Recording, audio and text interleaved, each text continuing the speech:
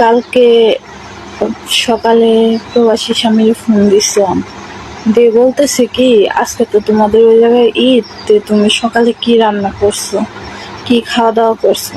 সে আমার বলতেছে কি সকালে পায়েস খাইছি, খিচুড়ি রান্না করছি। তা আমি বললাম তুমি প্রতিদিন তো খাওয়ার সময় আমার ফোন করো, আজকে ঈদের দিন তো আমার আজকে ফোন করো নাই। সে আমার বলতেছে আজকে ভাবছি যে খাওয়া দাওয়া করে ফোন দিই। তো আমি তাই বললাম যে তুমি কি খাইছো আমার একটু দেখাও। সে আমার বললো আমি খাওয়া দাওয়া করছি, যে পরে দেখাবো নি। আমি বললাম না আমার এখনই দেখাও।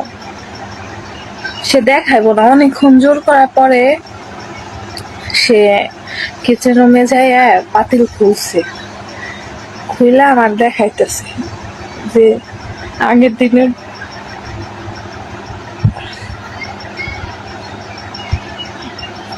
আগের দিনের পান্তা ভাত আর বাসি তরকারি তে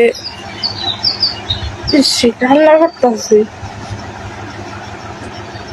আমি তার দিকে তাকিয়ে বলতেছি কি তুমি তো কিছু রান্না করো নাই। সে আবার বলতেছে যে ডিউটি থেকে মাত্র আসলাম, এখন রান্না করুন তারপরে খাবো। আমি বললাম এখন তো রাত 9টা বাজে, তোমার ওই জায়গায় তুমি রান্না করবে কখন আর খাইবে কখন।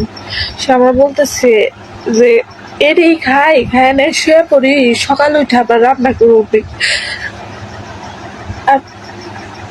আর তাদের ফ্যামিলির মানুষ এমন করে ঈদ পালন করতেছে মনে হইতেছে কি কারো বিয়ে হইতেছে।